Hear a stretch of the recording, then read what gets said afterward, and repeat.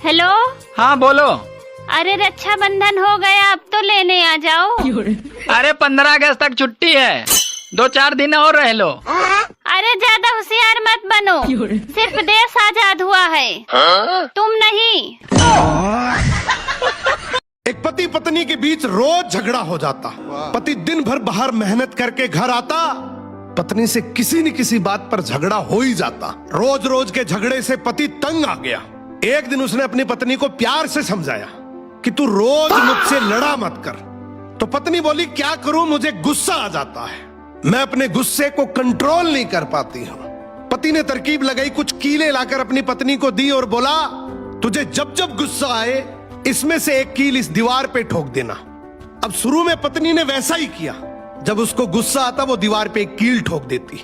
फिर उसे एहसास हुआ कि कील ठोकना आसान काम नहीं है, तो वो कोशिश करने लगी अपने गुस्से को काबू करने की। धीरे धीरे कोशिश करते करते उसने अपने गुस्से पर काबू करना सीख लिया। अब रोज का झगड़ा होना भी बंद हो गया। फिर एक दिन पति ने कहा कि अब जब भी लगे कि गुस्सा शांत हो गया है तो दीवार में से एक एक करके कील निकाल देना। पत्नी ने फिर वैसा ही किया। जब उसे लगता कि उसका गुस्सा शांत हो गया है, वो अपने गुस्से को कंट्रोल कर पा रही है, तो वो दीवार में से एक कील को हटा देती। अब समय के साथ दीवार से कीलें तो सारी हट गई, लेकिन उन कीलों से दीवार पर हमेशा के लिए बहुत गहरे निशान पड़ गए। अब उस पति ने अपनी पत्नी को जो समझाया वो हमारी जिंदगी में बहुत काम आएगा। पति ने कहा कि बिल्कुल ऐसे ही गुस्से में जब हम किसी के दिल को चोट पहुंचाते हैं, अपने शब्दों से, अपने लहजे से, अपनी प्रतिक्रिया से, चीखते हैं, चिल्लाते हैं, अपशब्द बोलते हैं, कड़वे शब्द बोलते हैं, तो उनके दिल पर भी इतने गहरे निशान पड़ जाते हैं। उसके बाद हम कितनी भी बार माफी मांग ले, वो निशान नहीं मिटते। गुस्सा आना नैसर्गिक है, नेचुरल है, ये पार्ट ऑफ लाइफ है।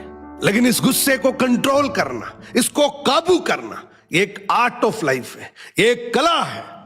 एक आदमी हमेशा दुखी रहता था। जब भी कोई बात हो जाती वो घंटों उसी बात के बारे में सोचता रहता था। उसका दिमाग कभी शांत नहीं रहता।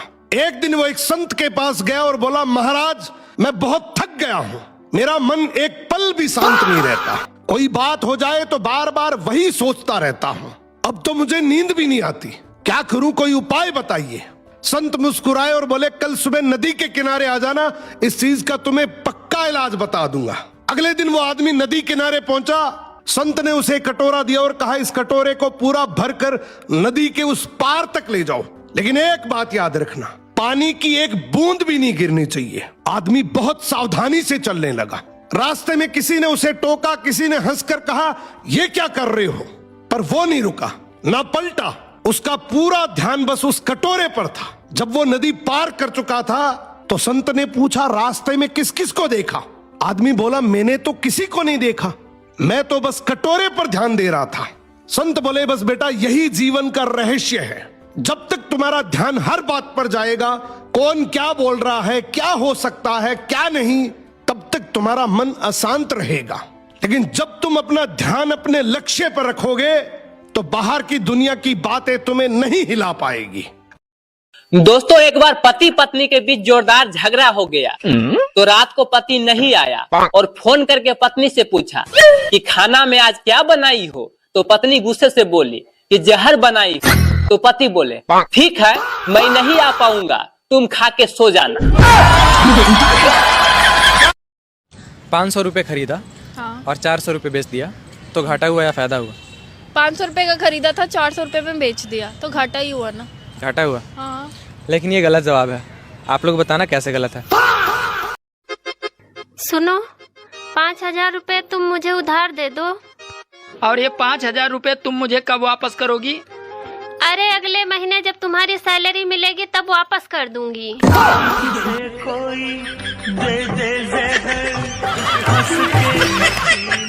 जब मैं प्रधानमंत्री बना था तो 2014 था। आज आप देखिए 2025 में प्रवेश कर चुके हैं। क्या आजादी के बाद कोई 2025 ला पाया था क्या?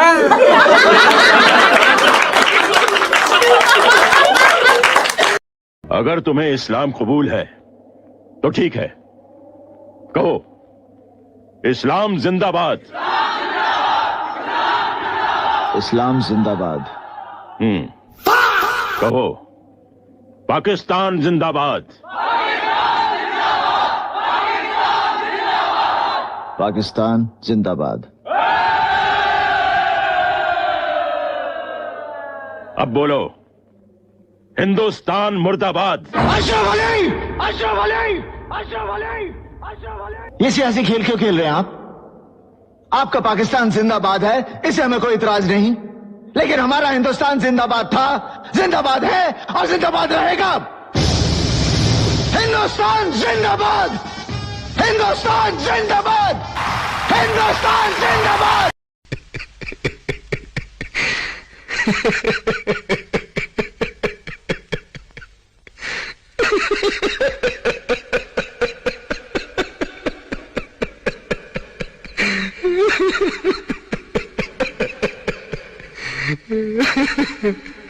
आ गए मेरी मौत का तमाशा देखने।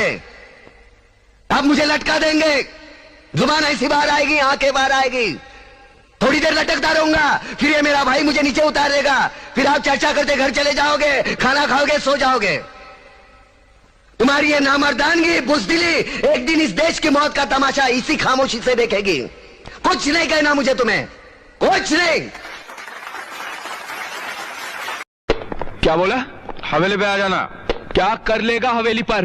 हवेली पे आ जा। कहा ना हवेली पे? क्या कर लेगा हवेली पर? तू मुझे घुस खिलाएगा हवेली पे? अरे तेरे बड़े बड़े अफसर आते हैं हवेली पे, तू भी आ जाना। अरे मैं थूकता हूँ ऐसे अफसरों पर, थूकता हूँ।